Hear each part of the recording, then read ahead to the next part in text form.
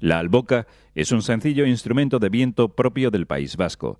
Osés es un estudioso y fabricante de albocas que vive en la localidad alavesa de Otazu. Una de las tres partes que componen esta especie de doble clarinete es el yugo o bustarri, que se fabrica en madera y sirve para unir todo el instrumento.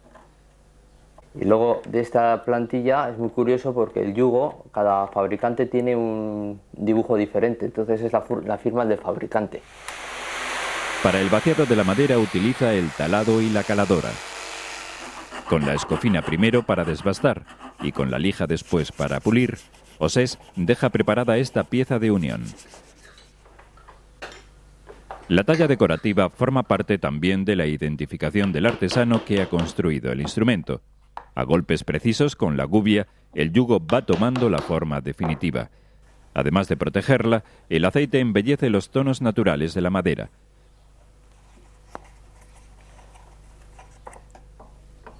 Antiguamente, los tubos sonoros eran de caña, pero ahora se fabrican con madera de ébano.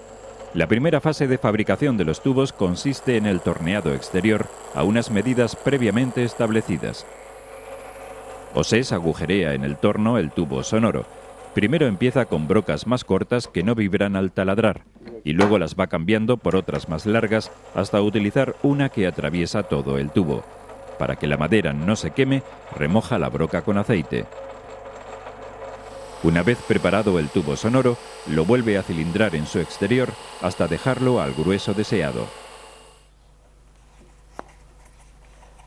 Lo vamos a dejar a más o menos a 10,7 y 10,8, que es una medida que está muy bien para los tubos sonoros de la alboca.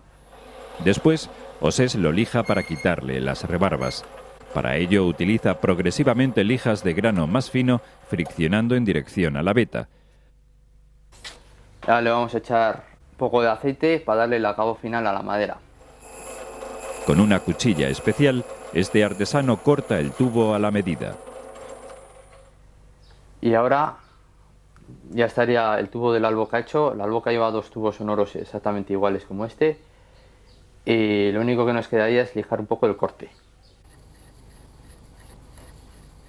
El calibre de precisión facilita el marcado exacto de los 3 agujeros que van en uno de los tubos y de los 5 del otro.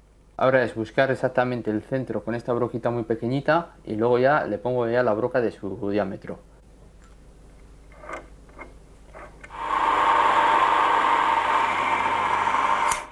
Las distancias entre los agujeros están calculadas para la forma musical que se va a dar a la alboca.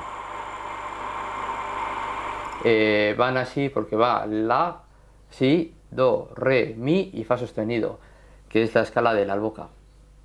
Los tubos sonoros se unen con el yugo mediante un pegamento convencional de secado rápido. Ahora estoy colocando los tubos en el yugo y generalmente, a no ser que el albocari sea zurdo, el de 5 agujeros va en la parte izquierda y el de 3 agujeros va en la parte derecha. Y si el albocari llega a ser zurdo, se colocarían los tubos al revés. Los 2 cuernos son la seña de identidad de la alboca. El cuerno pequeño que se pone luego un par de fitas, que es el que nos permite hacer la respiración continua, y el cuerno grande que es más de amplificación de sonido. Entonces ahora vamos a lijar los cuernos. Aunque su origen es desconocido, la alboca tiene muchos parientes dentro de la gama de los clarinetes, con sus peculiaridades, como en la India, Turquía, Grecia, Marruecos, Rusia. La alboca ha sido un instrumento en decadencia que ha rozado el borde de la extinción al no contar con fabricantes y albocaris. Actualmente se ha producido un resurgir de la alboca. La afinación atemperada de antaño ha sido mejorada con una normalización de la escala musical, lo que le permite poder tocar junto a otros instrumentos. Una vez preparados y ajustados los cuernos en los tubos, Osés los va a cortar a la medida. La longitud del cuerno pequeño dependerá de la medida de la fita o boquilla. Entonces metemos lo que es la medida de la fita, lo encajamos en el tubo sonoro y marcamos donde se queda la fita. Y esa sería la medida del cuerno pequeño. Cuando los cuernos ya están cortados a su medida, hay que pulirlos. Para ello se utilizan lijas de diferente grano, pasando del más grueso al más fino. Al mismo tiempo de lijar, también lo que hacemos es redondear los cantos estos para que sean una forma redonda y no tenga aristas que no moleste luego a la hora de tocar. Los agujeros de la campana de la alboca servirán para que el sonido se expanda hacia los lados. El agujero de en medio es más grande por razones estéticas. Tras el último pulido con las lijas de grano más fino, os estalla unos picos decorativos en el extremo del cuerno. La alboca ha quedado dispuesta para deleitar a los entusiastas de este popular instrumento musical.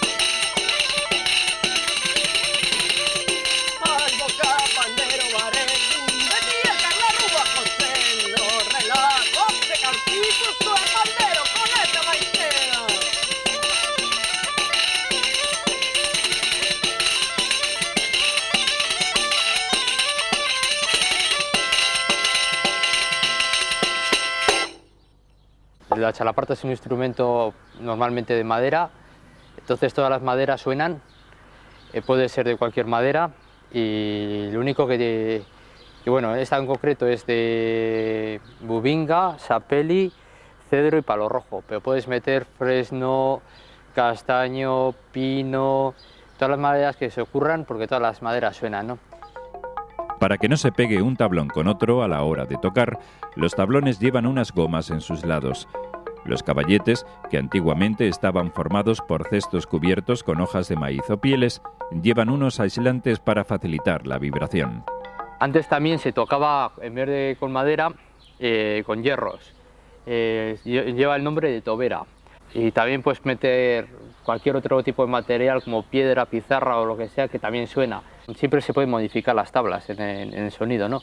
Y si nosotros quitamos el grosor, nos bajaría el tono. Y si nosotros cortaríamos de largo, nos subiría en tono. Entonces es una de las bases que nosotros jugamos para afinar un poco los tablones. La chalaparta es un instrumento de percusión que se puede afinar para tocarla con otros instrumentos.